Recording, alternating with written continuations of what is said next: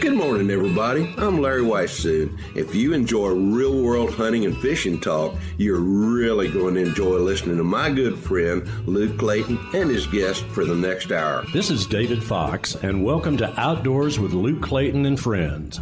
Luke has been a recognized outdoors writer for the past 3 decades and writes for a host of outdoor publications.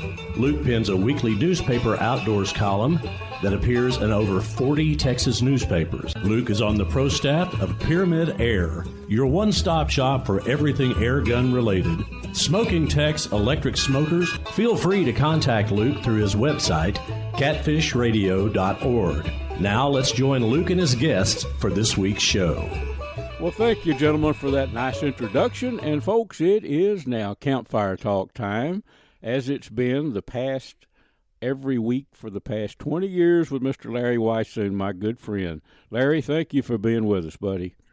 Oh, my gracious, Luke. This is the one thing, as I've said so many times, I look forward to every week is spending time with you around the campfire and all those who have the opportunity to listen to us. And we truly, truly appreciate them and also the great radio stations that your radio show airs on before it becomes Luke Clayton and our Catfish Radio with Luke Clayton and Outdoor Friends podcast. Yeah, that's right. It's I've had people ask me, "Do you do a podcast?"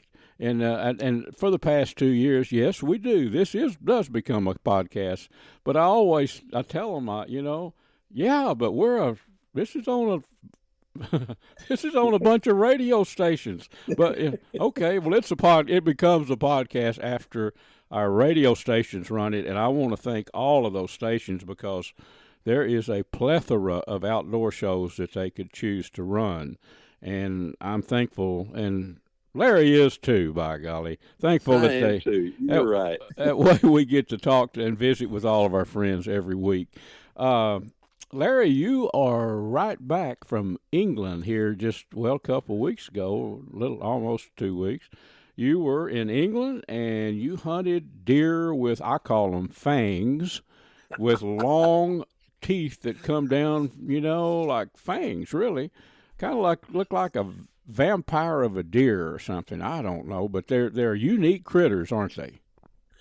Luke, they truly are. And I was over in England hunting with Scandinavian pro hunters with Stefan and Sophia Bankston, who I've hunted in Europe in that part of the world with numerous times, and was there with Mr. John Landgraf. John and I do a hunt together each year through his graciousness to been a lot of different places, and we've talked about those in the past, about being in Baja, Mexico, and yep, over in Finland for whitetail, and Sweden for moose. And this time we decided to go to England, and we were about it takes about 3 hours of driving. Now in Texas we would probably be there in about an hour and a half north of London, in the county of, basically I think that's Suffolk County, Yep, in a little town called Beccles, Beccles. And you're right, that area has an abundance of two different species of deer, really pretty primitive deer species when you get right down to it. One of them is the Chinese water deer. And we talked a little bit about this in the past, but the Chinese water deer is, as far as I know, one of, if not the only deer species that does not have antlers. Now it has, as you mentioned, it's sometimes like the Muntjac, or sometimes called vampire deer, because they do have rather elongated upper canines that protrude way out to where you can really see them. And with the Chinese water deer, they live in the grasslands, probably in the marshy type areas, or where there's a fair amount of water. And the way we would hunt those is you set up with a binoculars and start glassing, and they're out pretty much all day long. And you would try to find one, and when you found one, we'd set up a spotting scope and look for the males. Now the males have much more elongated upper canines than do the females, and they'll approach in that 2 to 3 inches length, which is pretty darn long when you consider that those animals only weigh about 30 pounds. Yeah. So very interesting kind of hair, almost looks kind of hollow kind of thing.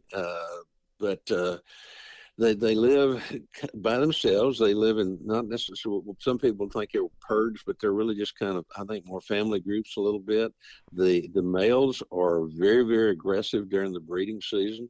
They're very, very prolific. They breed back very quickly. There's almost always, and they can actually have a litter. They can have Is that right? 4 to 6. Now, very seldom do those survive, to that number, but it's usually it's 1 or 2 that they end up with. But they're the only deer species too that can have a litter. So truly unique. They're from parts of China, and they were introduced into England back in the early 1900s. And they're considered an invasive species, kind of like the wild hog is here. Yeah. And you hunt them, as I said, by spotting, and then you put on a long stalk. And the one that I was able to take, we passed up numerous because they were young, or because I had a broken tooth. And the guide I was with, Adam, really knew his business, and his property that he took care of as a gameskeeper, a large chunk of country. There were free running streams through it, and really kind of a truly unique hunt. If anybody's ever hunted pronghorn antelope, it's kind of like hunting pronghorn antelope where it was green and where there was lots of water. Yeah. But was finally able to find one, and we ended up walking usually about 6 to 8 miles every time you'd go out hunting. And finally was, after a long walk, finally was able to shoot mine, and just, I was absolutely thrilled. It's something that I've always wanted to do. And then went after that, and went after Muntjac. Now the Muntjac weighs about the same, and the Muntjac is probably, you can almost consider it a prehistoric animal if you wanted to, because from fossil records in the last 2.5 million years, the Muntjac has not changed. It, like the Chinese water, weighs about 30 pounds. The difference is that they have very tall pedicles, like where our whitetail bucks grow antlers from. These are usually about 1.5 inches or so tall. And on top of that, then they have a relatively sharp antler. Mainly looks like a spike. Sometimes they're very sharp, excuse me, dropped, very sharp little brow tine. And their teeth also, their upper canines or fangs also protrude through, below almost down below the chin. So very seldom stay still. They live in the forest. They're omnivores, so that they eat just about anything that they can get their teeth into, if you will. And they too are very vicious fighters, like the males are, just like with the Chinese water deer, and they fight as much with those fangs. So that, like with the Chinese water deer, as with the Muntjac, often you look for, the first thing you look for when you see one, because you can see the ears a little bit better, is for tattered ears, because that tells you it's a buck, and probably that it's been fighting for a while. So hunted, they can be called, but the way we hunted them is we would work the forest edge into the green fields, and then walk in the forest real slow. And the one that I was able to take, I was with Sophia, because they dropped us off in an area, was in some really large timbered woods with lots of underbrush, and we just found a spot to sit down where we could watch a little bit of a countryside, underneath the canopy, and sat there and glassed. And the one that I found, one walking, came up kind of toward us, and I was able to get a shot and put him down. So, I mean, fabulous hunts kind of thing. I could not have spent a lot of time glassing with the stealth vision glasses that I brought. In both instances, they paid off absolutely fantastic. Oh man! And then the rangefinder on those things. I don't want to interrupt you, but man, those stealth vision with the rangefinder, I'll brag on those things. They are, not only can you see very clear, but you know how far away they are too. You do, and we got to give, excuse me, we got to give Dr. Don McCall credit for putting those together, because they're out of Crockett, Texas. They're not very far, kind of halfway between you and me, actually, when you get right down to it. And we were fortunate too that my prerequisite is I did not get to take a rifle on this one, but I borrowed rifles. But one of the things I insisted upon was to have Hornady ammo, because everybody knows how accurate, deadly, dependable that ammo is. That's a fact, Larry. Yeah. Well, with that Hornady, I wonder, those animals were obviously small. I know you loaded up with Hornady. What size, what caliber, and what kind of bullet? Small. I'm going to guess a small caliber. I don't know. Well, you're right. We had three different rifles that we could choose from, and one was a 223, one was a 243, and one was a 7x57 or the 275 Rigby. And okay, I chose that latter one, even though it was a little bit bigger than what was needed. The 223 would have been more than sufficient on any of them. But to me, just to be able to shoot a 275 Rigby in England, that was one of the reasons I kind of went with that one. And so the shots, like on my and the John Landgraf, who was with me as well too, and fellow DSC member, John shot both his at about the Chinese water deer at about 120 yards, and I shot mine at about 150 yards, and then our Muntjac, because you're hunting in such relatively thick cover, those were like 30, 40 yards. So, that worked out really, really well. We were using, in this instance, he was using a Tika rifle, and I was using an old Mauser that was probably built back about the time of World War II, somewhere along in through there. So, and again, I chose that simply because as opposed to the Tika, and then they had another rifle there as well too, another brand. And to me, that just seemed like the appropriate thing to do in hunting when you're hunting in England. You bet. Well, Larry, let's do this. Let's take a quick break, folks. We'll take a break here, and Larry, will you come back with us? And we've just scratched the surface on this hunt. I mean, there's so many more questions I've got, but will you come back here and just after a quick break?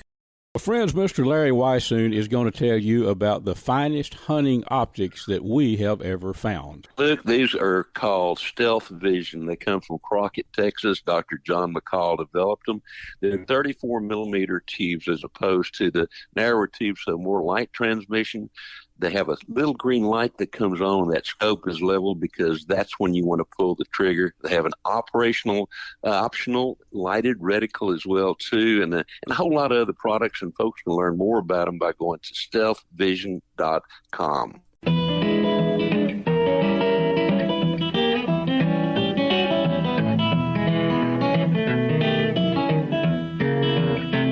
If you enjoy hunting, I want to hook you up with Ultramatic Feeders. You need to know about this company. The website is ultramaticfeeders.com.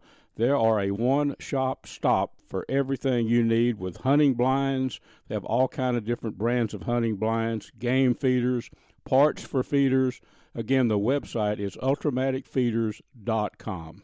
And friends, I've been using Smoking Tex electric smokers for over 15 years, probably closer to 20 years. You can go online to smokingtex.com. They're not one of your throwaway electric smokers that you can find at some package stores. These things are made to last. I've got one that I've been using for, that length of time, probably 15 years. Check them out online, smokingtex.com.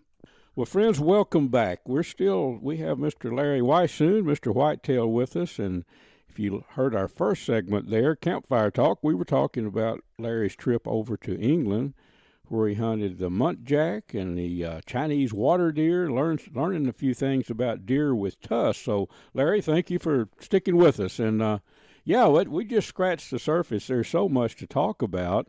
I know you could probably fill a few hours talking about your trip, but where did you lodge at one place for the whole hunt, or did you move around some?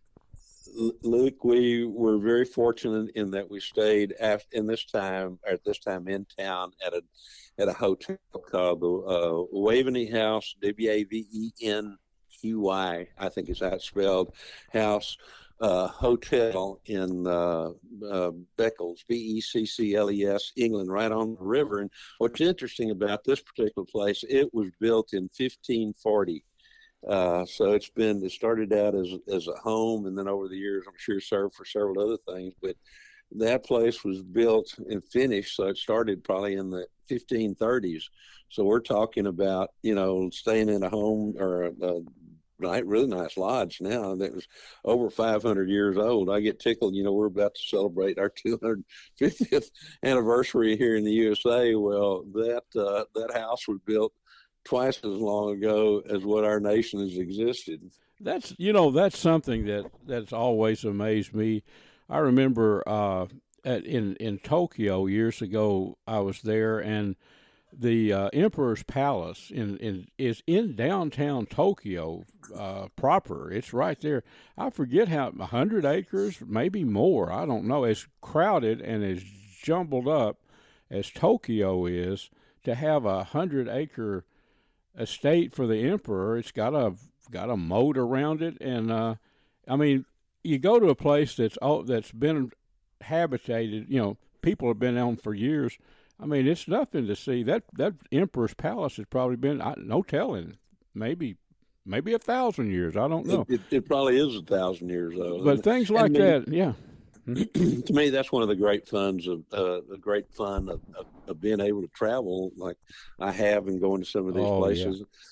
I've stayed in homes that were, and been in buildings that were like 2,000 years old. That's unreal. Yeah, it truly is unreal. And what's interesting too, this area that we were in, there's a fair amount of farmland that goes on, a fair amount of grazing, even with cattle and all those other kind of things. But there's a goodly herd of live red stag, or wild red stag, and then also roe deer, and then there are no wild hogs in this area.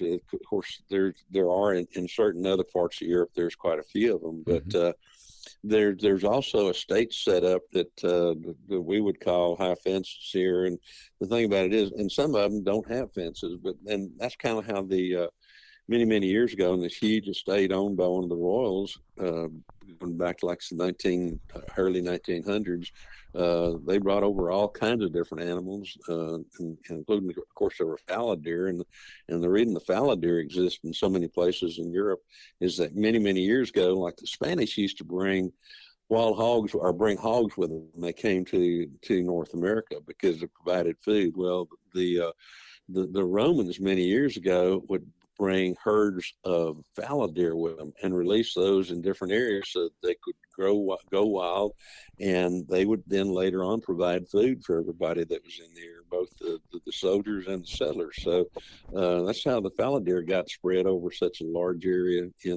throughout Europe.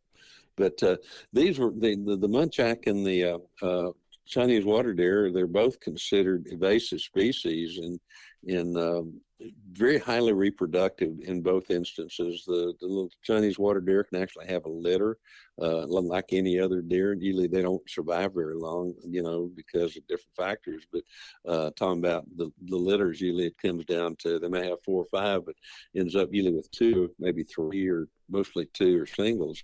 But again, like the Muntjac, they breed back very quickly. It's just a continual cycle of animals being produced. And with the Muntjac in particular, being an omnivore that eats just about anything, they can really destroy not only the habitat for themselves, but they can destroy it for all the little ground nesting birds and animals. And so they're considered invasive species. Hunting plays a big part there to try to keep those numbers in check so that the animals can exist, because there are not that many left in their native homeland. There are probably as many or more in England. And so, but to make sure that they do continue existing, hunting plays such an important role. And that's how we kind of got to be there. The Scandinavian Pro Hunter Group, which is Stefan and Sophia Bengtsson, who I've hunted with very often whenever I've had the opportunity to go to Europe, do a great job of helping manage these properties through hunting. And they've been very gracious too in terms of donations to DSC and the DSC Foundation.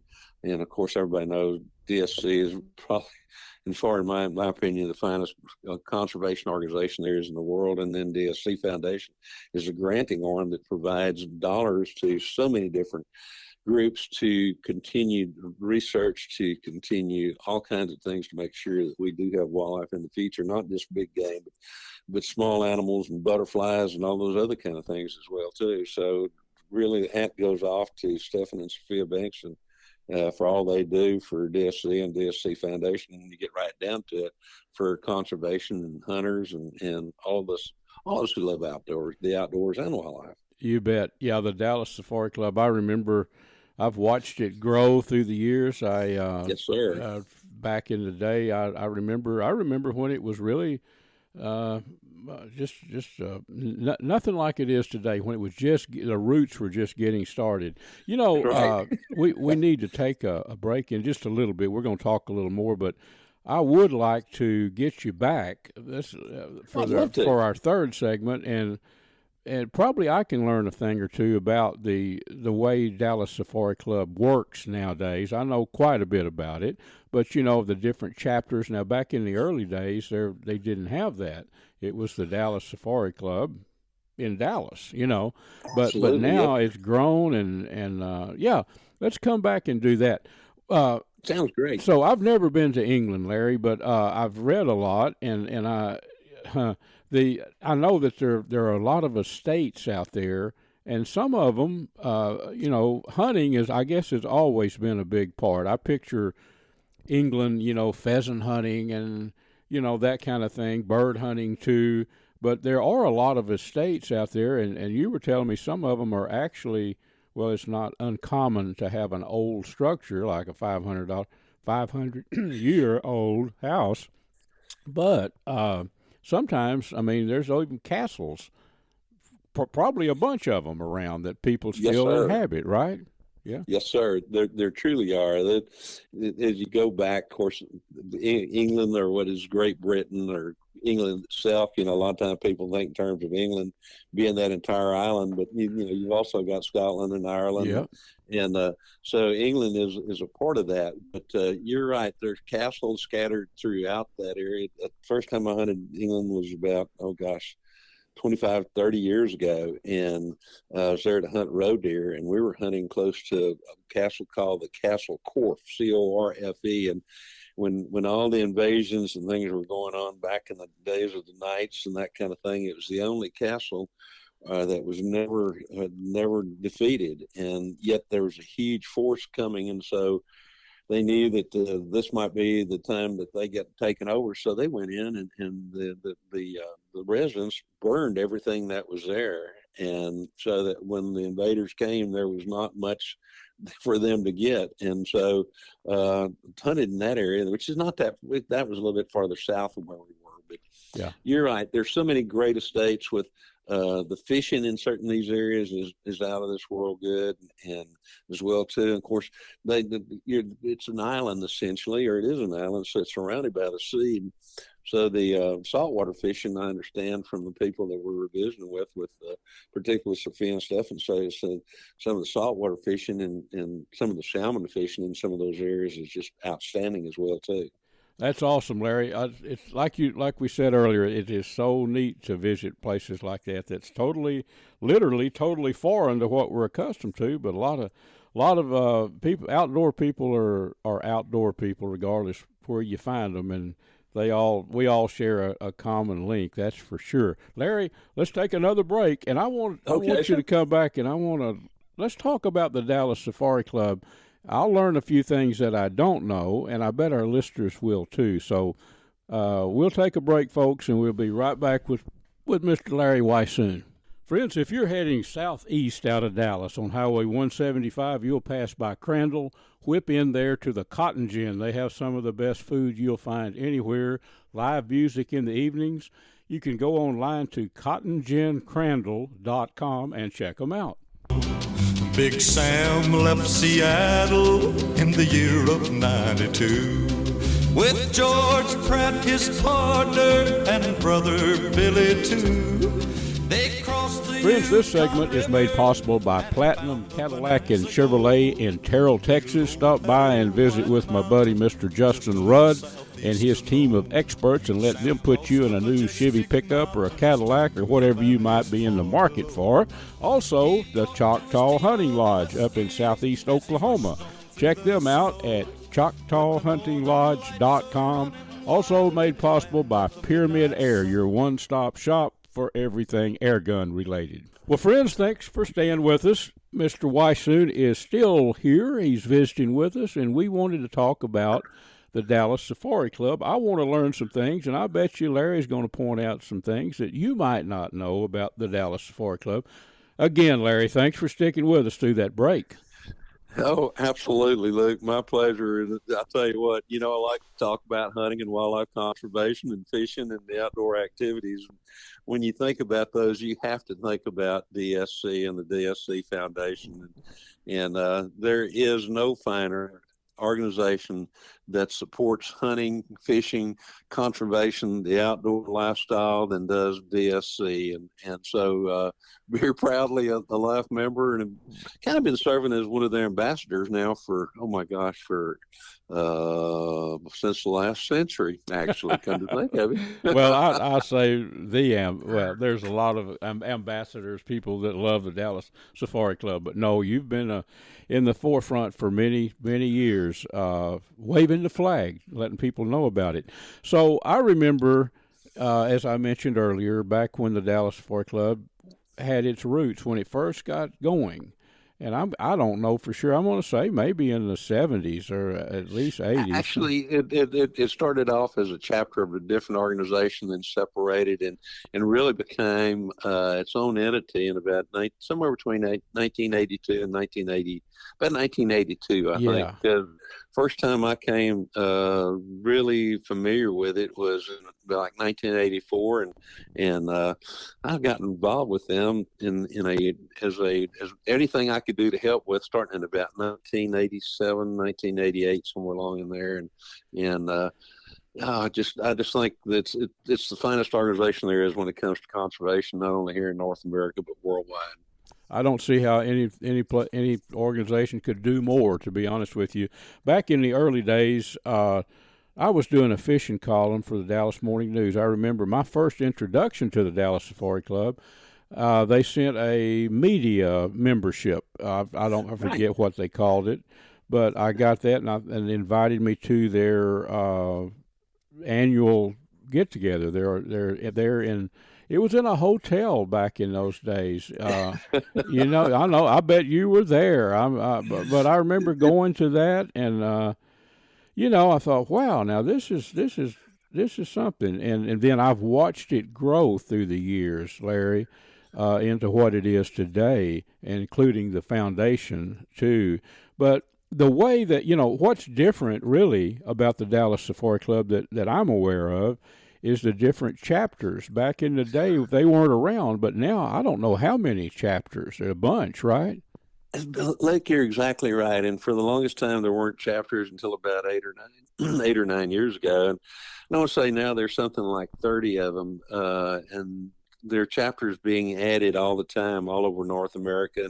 And there's chapters wanting to come on board as well, too, internationally. And the interesting thing about the chapters is that each one is their own 501c nonprofit organization, and there is an affiliation with DSC. But these chapters, and matter of fact, you and I will be. We've got the rendezvous coming up here next weekend, and as I recall, the East Texas chapter is going to be there to talk about what they do through their chapter, and then. In mid-April, I'll be up at the Oklahoma chapter that Nicole and Dusty Vickery are very much involved in there on the Choctaw. But we've got chapters set up in Texas across the way. There's a really good one in South Texas.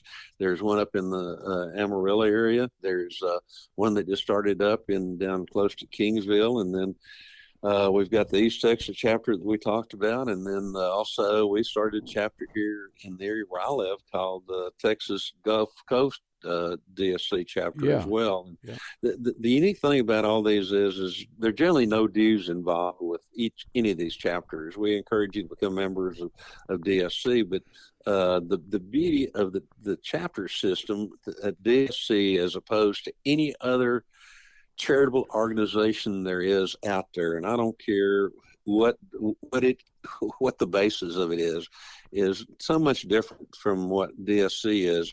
DSC just encourages their chapters to have fundraisers, but the deal is the top fundraiser. You can have as many fundraisers as you're legally allowed to under a 501(c), but the top fundraiser, the chapter keeps 75% of whatever they make off of it. 20% goes to the DSC Foundation. Only 5% goes to the DSC, and that's to help support guys like Bruce Borowski and Mike that handles the southeastern part of to help with the chapters and that kind of thing. But the beauty of that 20% that goes to the DSC Foundation, the chapter still can tell the foundation where they want that money to go to. So of their top fundraiser, they control 95% of where that money goes to help fund various types of research, anything from rifle and shooting teams to 4-H to different wildlife research projects kind of thing. And then if they have a second fundraiser that doesn't, maybe $5 difference from the top one, they control it all. So, there's some other good organizations out there, but all those other good organizations, they require that almost all the money be sent to the parent organization, and then they decide where it goes. So that's one of the great things about DSC chapters, and like with the ones that I've been involved with, most of them will have monthly meetings, kind of very informal meetings of get together where people kind of sit and talk about their latest hunting and fishing trip and kind of what's going on in the world as far as wildlife conservation, have speakers and have, really good get together. And then of course with DSC proper, we have the DSC convention every year. And then there also, if you live in the Dallas area, they have periodic meetings here in Dallas for speakers and all those kind of things. And one of those, will be done probably in September, where we're going to be talking and maybe even having a little bit of wild game food for people to try. So it's a great opportunity for people with like minds to get together to support, wildlife conservation, to learn more and just to be with people who really care about the same things that you do. You bet. I'd forgot to mention when we were talking about our outdoor rendezvous in this month, next weekend, really. Oh yeah, the 28th. I promise. It's snuck up on us again, the 7th year. I'm really proud of that. But anyway, so the East Texas chapter, I think, will be there, and if someone wants to become join up or whatever, I guess they could do that, or at least learn how to do it right there, right? Absolutely.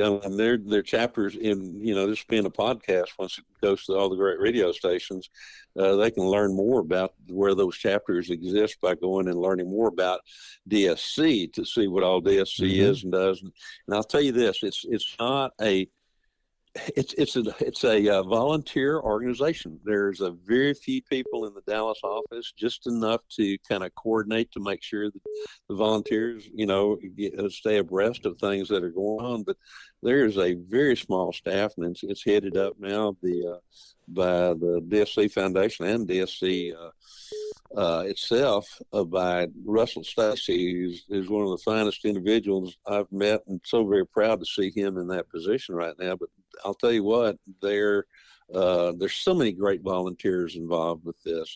It's people who love what they do, and I think that's one of the things that makes DSC so very special, is that people are involved with the DSC because they want to be and know all the things that can be done, and they put their money where their mouth is, and they put their hard work where their mouth is as well too. That's right. I know that for a fact. Something too that tricks a lot of people up, I think, or people that I've talked to through the years, the name Dallas Safari Club. I've had comments, well, it's all about safaris. I probably never will go on a safari. They picture up riding an elephant through the jungle or something, camping out and hunting, in a safari, if you will. But I said, no, you can go there, and there's fishing guides, there's quail places to go find out about quail hunting, there's duck guides, there are safari PHs and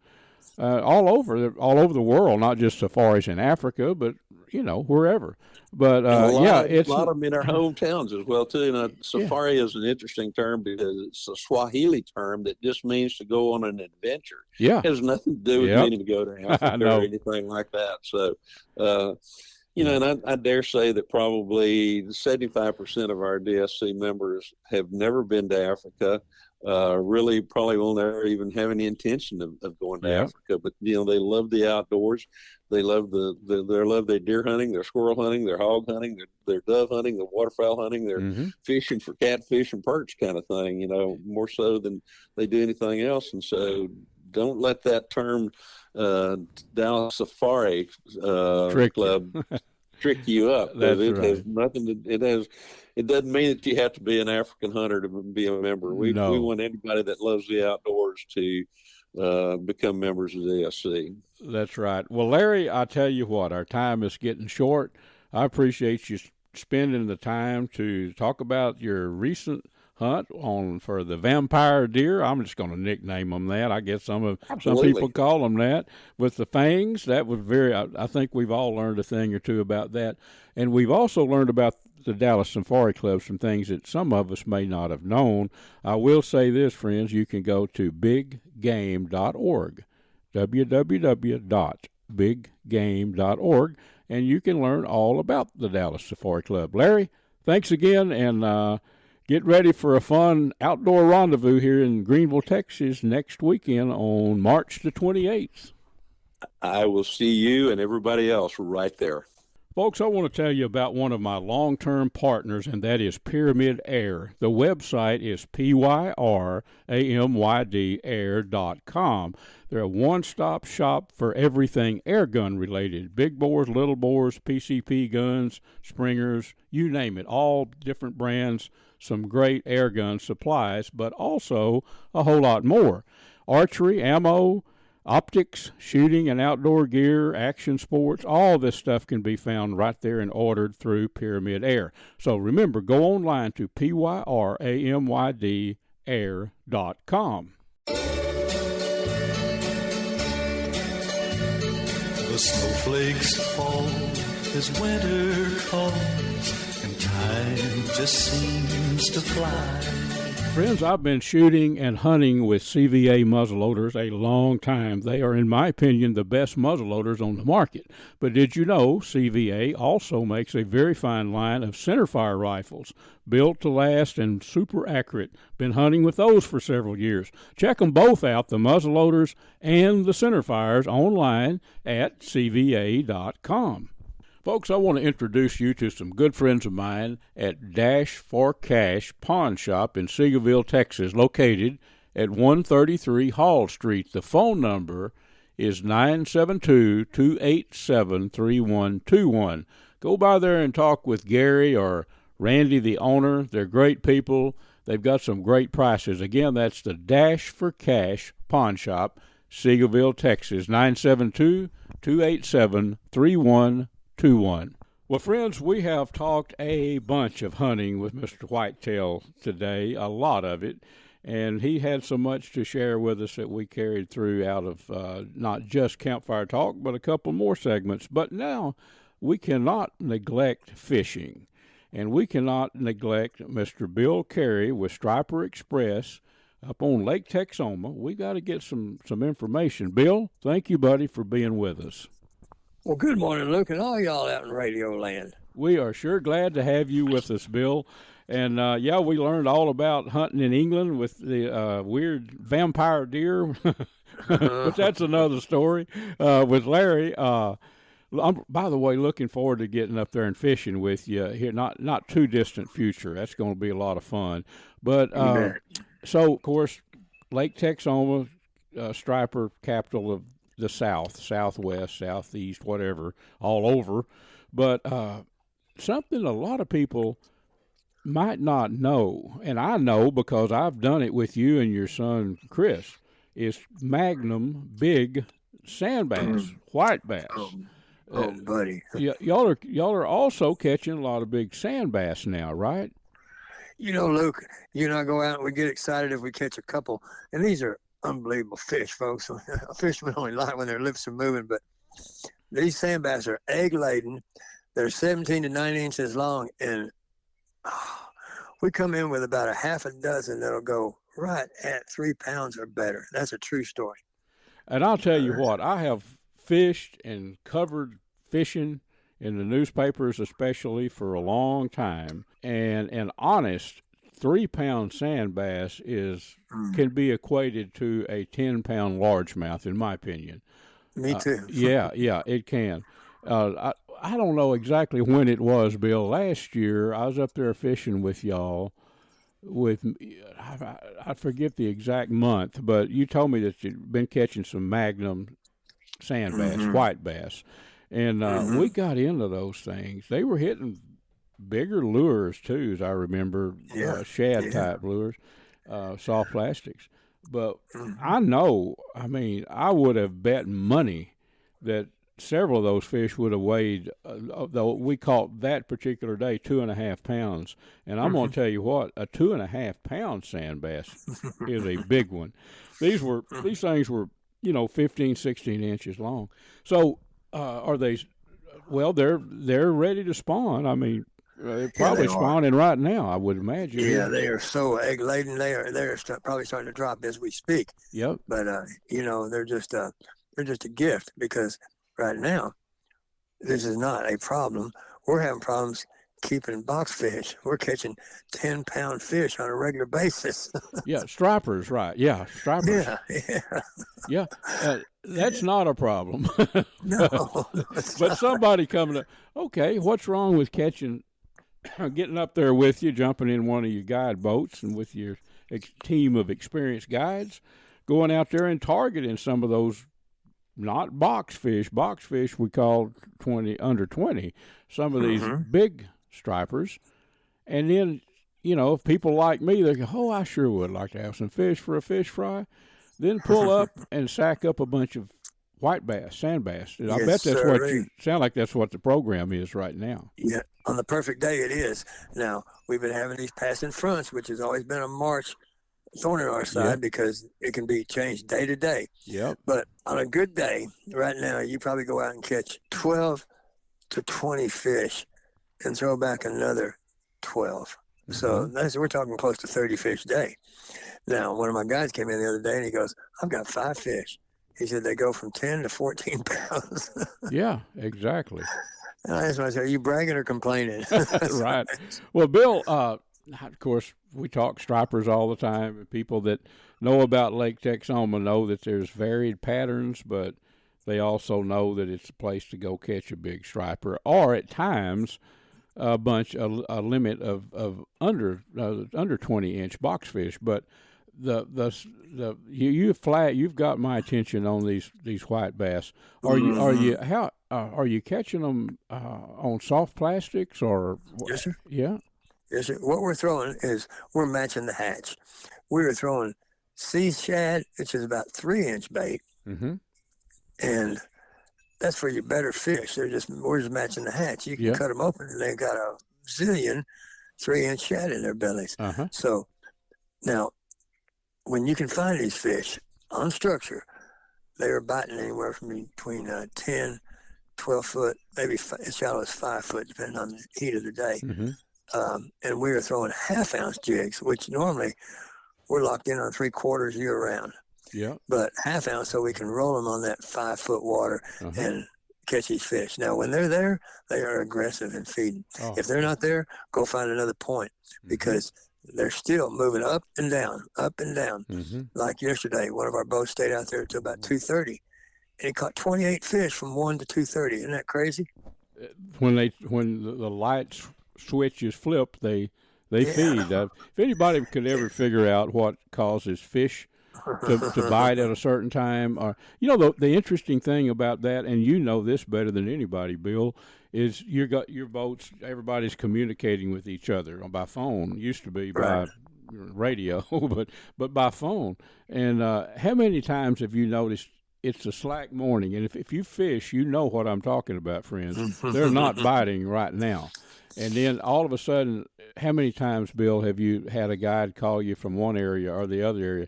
Hey, they just turned on. You know, lake wide. It's just crazy, isn't it? it is. And what, if I've often said, if people could ever figure out what causes that, or what causes deer that's bedded up to suddenly at 2:00 in the afternoon on a big lease, hey, they're moving. I'm seeing bucks and it's a phenomenon. I'm not sure I really want to know the answer to. But that's cool, Bill. People can come in pretty soon. You'll start leaving earlier again when Yes, sir. pretty quick. Yeah. And, we're mixing it up. mhm. We're still mixing it up. That march back can be so different. Yep. Right now, an average time to go out is about 8:30. Yep. Mhm. You don't have to be out there early yet, but come the first of the month, we'll be getting out there at 6:30, and we'll be rocking and rolling. Yep, get out there early. Well, let's talk about what's coming up. So we're about we're into the last tail end of March. April, a lot of there's all stages of spawning stripers. I know that. Some are coming, some are going, as they say, coming up the river, the Ouachita and the Red. Some are coming back down. So you're is a lot of the action occurring in April in close proximity to the mouth of the rivers, or they're all staging. You're right, because folks, we have such a huge lake that one arm of this lake could be 10 miles long, and there's so many. There's 90,000 acres, 580 miles of shoreline. Where my point is these females will be in different stages of pregnancy. So they run up rivers all the time, constantly. Now the biologist taught me that the peak is in May, but you could fool us because they start in late March. They start in mid-March. The sand bass go first, of course, and then the stripers follow, and you'll start catching full and empty females, which we're doing right now, just now, starting to see a few empty females. But that's just the beginning, and it'll just continue on. So they say it peaks in May, but it just rocks and rolls. They just keep coming up river and down river, up river, down river. And then when it's all over with, they'll group up into big schools, but that's later. That's later. Well, Bill, we got enough time to mention this. Next week, the 28th, folks, Bill has been at our rendezvous, outdoor rendezvous in Greenville. You've heard me and Larry talking about it earlier. Bill is always there. I don't think you've missed one of them, Bill. And we have a little fish cooking team, and Bill kind of ramrods that, if you will. He kind of, he's kind of the point man, if you will. But we've got David Cotton and Edgar. They have a fish cooker this year. I call it a commercial fish cooker, but it's one where you put the oil in the vat, and it's different than the way we usually cook them in a big cast iron pot. So they're going to bring that. And I've got quite a few gallon bags frozen up of blue catfish fillets. Phil Zimmerman, he's on board your team, and then Billy Kilpatrick. I talked to Billy. So, we'll have some of that for our core group there. We'll be eating some catfish. And I appreciate you, Bill, taking the time to come out and I love it. It's so much fun. It is. And one last question. We've got time. Have you heard any turkey gobbles yet? No, but got a couple last week on a trail cam. Big old toms coming into deer feeders, so it won't be long. We had so much fun last year. Shot a big old gobbler and cooked it up on a wood burning cooker right out there by the pond. Rocket stove. That's what it's called. I still got it. Do I bring the rocket stove this time, do you think? Heck yeah. Well, I got one I haven't even used yet. That's right. We'll break yours in. Yeah. Well, Bill, it's time to shut our show down for this week, but I've had a ball talking to Larry and my good friend Bill Carey. It's been a blast.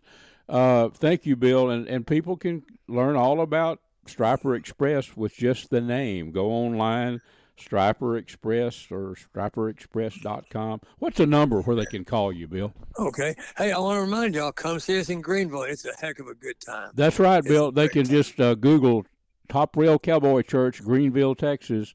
Come and spend the day with us. It'll take you by map right there by GPS. So, yeah. I just wanted to mention that. You darn right. How do they call you, Bill?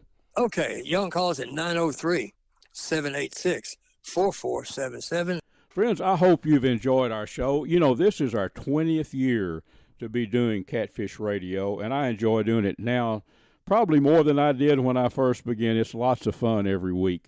But I want to tell you about a destination, one of my favorite destinations, and it's the Choctaw Hunting Lodge.